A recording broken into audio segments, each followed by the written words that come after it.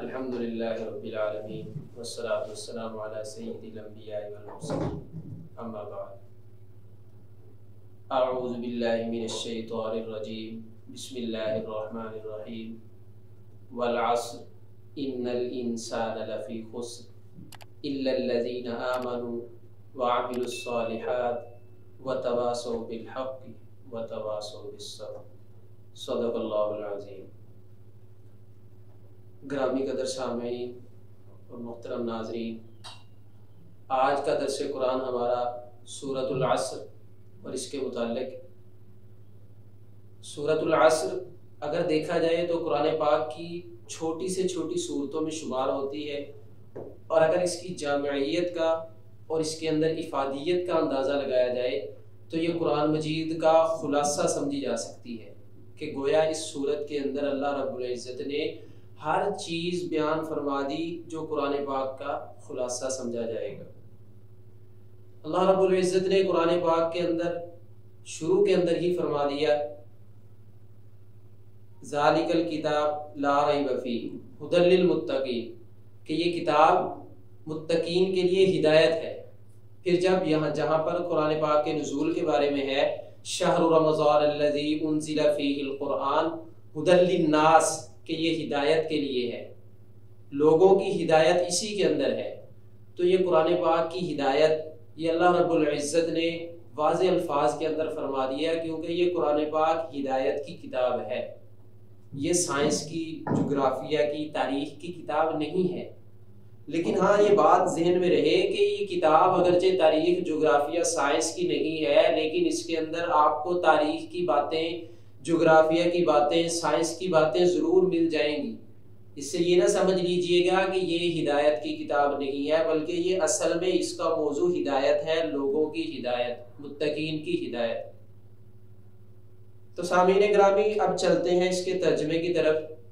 ترجمے کے اندر اللہ رب العزت نے فرمایا والعصر، قسم ہے زمانے کی، ان الانسان لفی خسر، کہ سارے کے سارے انسان خسارے کے اندر ہیں، الا الذین آمنوا، مگر ان میں سے وہ لوگ جو ایمان لائیں، وعملوا الصالحات، نیک اعمال کریں، وتواصوا بالحق، حق کی وصیت کریں، وتواصوا بالصبر، اور صبر کی وصیت کریں۔ تو دیکھیے یہ جو سورت آپ کے سامنے بیان کی ہے سورۃ عصر، اس کے بارے میں امام شافعی رحمہ اللہ فرماتے ہیں لو تدبر الناس هذه السورہ لوسعتهم، کہ اگر اسی صورت کے اندر انسان غور و فکر، تدبر کر لے تو اس کے لیے یہ کافی ہو جائے گی۔ اس کی اتنی جامعیت ہے، اس کے اندر اتنی افادیت ہے۔ پھر مفتی محمد عبدہ تفسیر پارام کے اندر فرماتے ہیں کہ اگر اللہ رب العزت اس صورت کے علاوہ قرآن پاک کے اندر کچھ بھی نازل نہ فرماتے تو پھر بھی انسانوں کی ہدایت کے لیے، انسانوں کی رہنمائی کے لیے یہ کافی ہو جاتی۔ اس کا اندازہ آپ اس بات سے بھی لگا سکتے ہیں کہ صحابہ اکرام رضوان اللہ تعالی علیہ مجمعین جب کہیں جمع ہوتے تو اس کا بھی تکرار فرمایا کرتے تھے۔ یہ امام راضی رحمہ اللہ نے اس کے بارے میں لکھا ہے کہ صحابہ اکرام آپس میں اس کا مذاکرہ فرماتے کہ اس کی اتنی جامعیت ہے، اس کے اندر اتنا کچھ بیان کیا گیا۔ اب آپ بھی ملاحظہ کیجئے کہ اس کے اندر کس طرح اللہ رب العزت نے جامعیت اور کس طرح اس کے اندر ہر چیز بیان کر دی۔ پہلا لفظ اللہ رب العزت نے استعمال کیا والعصر، قسم ہے زمانے کی۔ اب ابتدا میں کہا گیا تھا کہ قرآن پاک کے اندر واقعات بھی ہیں، جغرافیہ بھی ہے، قرآن پاک کے اندر تاریخ کی باتیں بھی ہیں، قرآن پاک کے اندر بہت ساری اور بھی باتیں ہیں۔ تو والعصر کا لفظ استعمال کیا اللہ رب العزت نے کہ قسم ہے زمانے کی۔ تو یہ جو واقعات ہیں، یہ جو جغرافیہ ہے، یہ جو تاریخ کی چیزیں ہیں، یہ ساری کی ساری زمانے کے اندر پائی جاتی ہیں۔ جب زمانے کے اندر پائی جاتی ہیں تو اللہ رب العزت نے اس کے اندر قسم کھا کر کہہ دیا کہ قسم ہے زمانے کی، گویا کہ ہر چیز کی، ہر چیز اس میں شامل ہوگی۔ اب ہر چیز کی قسم کھانے کے بعد اللہ رب العزت فرما رہے ہیں ان الانسان لفی خسر، کہ انسان سارے کے سارے خسارے کے اندر۔ اب خسارے کے اندر انسان کا ہونا، انسان کا خسارہ کوئی تھوڑا معمولی خسارہ نہیں ہے۔ اس خسارے کی بات کو آپ پھر دوبارہ پچھلی آیت کی طرف دیکھتے ہوئے سمجھیے کہ اللہ رب العزت نے قسم اٹھا کر کہا ہے کہ انسان خسارے میں ہے۔ اگر اللہ رب العزت صرف واحد اتنا کہہ دیتے کہ انسان خسارے میں ہے تو یہ بھی بہت بڑی بات تھی، کوئی معمولی بات نہیں تھی، کیونکہ دو جہانوں کے بادشاہ کے کلام کے اور اس کے بعد ہے، اس کے اندر اتنی جامعیت ہے، لیکن پھر بھی اس کو قسم کے ساتھ بیان کر رہے ہیں کہ انسان خسارے میں ہے۔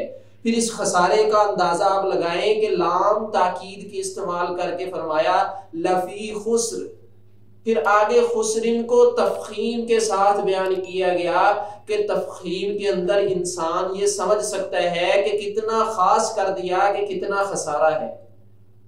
اب ہمارا خسارہ ہر طرف سے جمع ہے، اس خسارے سے بچنے کے لیے ہمیں اللہ رب العزت نے خود بتا دیا کہ یہ چند صورتیں اختیار کرو گے تو خسارے سے بچ سکو گے۔ اب ان صورتوں میں سے کون سی صورتیں ہیں؟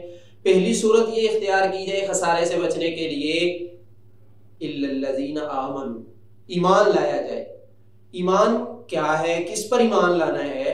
تو اس کے لیے بھی فرمایا جاتا ہے آمنت باللہ وملائکتہ وکتبہ ورسلہ والیوم الآخر والقدر خیر شرہ من اللہ تعالی والبعث بعد الموت، کہ اللہ پر ایمان لائیے، فرشتوں پر ایمان لائیے، اس کے رسولوں پر، اس کی کتابوں پر، اچھی بری تقدیر پر، آخرت کے دن پر، مرنے کے بعد دوبارہ زندہ ہونے پر ایمان لانا ہے۔ اب اس کی بھی بڑی جامعیت، اس کی بڑی وضاحت ہے، لیکن اس کا صرف اظہار کر دیا جا گیا کہ ان چیزوں پر ایمان لایا جائے گا، اللہ کی وحدانیت کا اقرار کیا جائے گا، رسول اللہ صلی اللہ علیہ وسلم کو آخری پیغمبر، رسول، نبی تسلیم کیا جائے گا۔ رسول اللہ صلی اللہ علیہ وسلم کے بعد اگر کوئی جھوٹی نبوت کا دعویٰ کرتا ہے تو وہ مرتد ہے، وہ اللہ رب العزت کی طرف سے دھتکارا ہوا ہے۔ تو یہ ایمان لانے کی کیفیات کو بیان کر دیا گیا۔ آگے فرما رہے ہیں وعامل الصالحات، پہلی صورت ایمان لانا، اب دوسری صورت ہے عامل الصالحات، صالح اعمال، نیک اعمال، کسی کے ساتھ بھلائی کر دینا، کسی کو مصیبت میں دیکھنا تو اس کی مصیبت کو رفع کر دینا، کسی کی مصیبت کو ختم کر دینا، بھلائی کے کام ہے۔ اس کے ساتھ ساتھ یہ بھی ہے کہ کسی کو اچھے کی کام کی طرف لے آنا، اس کے لیے اچھے کام کے اسباب پیدا کر دینا، کسی کو مصیبت میں دیکھنا تو اس کے لیے مصیبت میں سے راہ نکال دینا، یہ نیک اعمال، اعمال صالح، نماز ادا کرنا، حج کرنا، روزہ رکھنا، زکوٰۃ ادا کرنا، لوگوں کے ساتھ بھلائی کے ساتھ پیش آنا، سارے صالح اعمال ہیں۔ اس کی طرف بھی اللہ رب العزت نے قرآن پاک کے اندر بیان فرمایا۔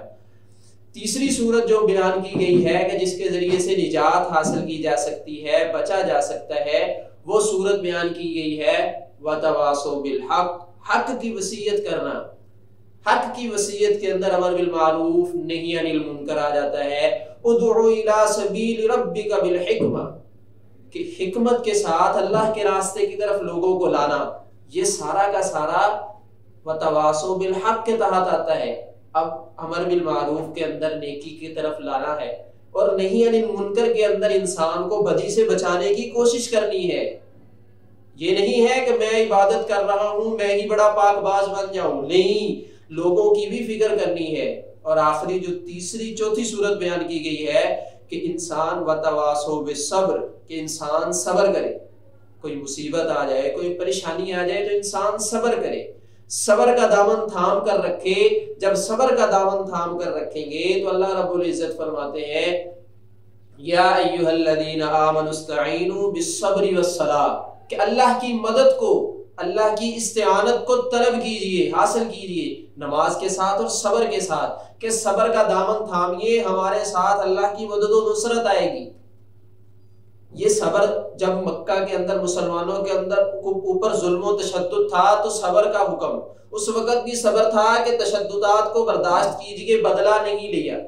اب مدینہ کے اندر فتوحات کا زمانہ ہے، رسول اللہ صلی اللہ علیہ وسلم فاتح بن کر مکہ کے اندر داخل ہو رہے ہیں، بدلہ نہیں، معافی، عام معافی، لا تثریب علیکم اليوم، صحابہ کا نعرہ ہے الیوم یوم الملحمہ، کہ آج تو بدلے کا دن ہے، لوگوں سے بدلہ لیا جائے گا، تثریب علیکم اليوم، آج کوئی بدلہ نہیں، سب کے لیے معافی ہے۔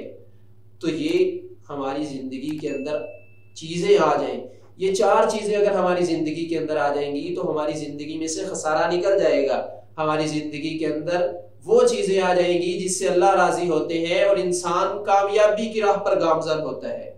اب دیکھ لیجئے سورت کے اندر اللہ رب العزت نے جو چیزیں بیان کی ہیں وہی سارا کچھ قرآن پاک کے اندر ہے، تو گویا یہ سورت قرآن پاک کا خلاصہ ہے۔ اب ہم نے اپنی زندگی کو اس سورت کے مطابق لانا ہے، اپنی زندگی سے بری چیزوں کو نکال کر اچھی چیزوں کو ان کے اندر لانا ہے، اپنی زندگی سے گناہوں کو نکال کر اچھائیوں کی طرف اس کو گامزن کرنا ہے۔ یہ ہے ہمارے لیے نجات کا راستہ۔ اب ہم خود غور کریں، خود اپنے لیے سوچیں کہ ہم اپنے آپ کو دو راستوں میں سے کس راستے کا راہی بنائیں گے، یا تو خسارے کا راستہ یا بچت کا راستہ، یا اللہ کی طرف جانے والا راستہ یا جہنم کی طرف جانے والا راستہ۔ تو اللہ رب العزت ہمیں ان کلمات کو، ان کی روحانیت کو سمجھنے اور اپنی زندگی کو اس کی طرف ڈھالنے کی توفیق عطا فرمائے۔ اللہ تعالی ہم سب کا حامی و ناصر ہو۔ وآخر دعوانا الحمدللہ رب العالمین۔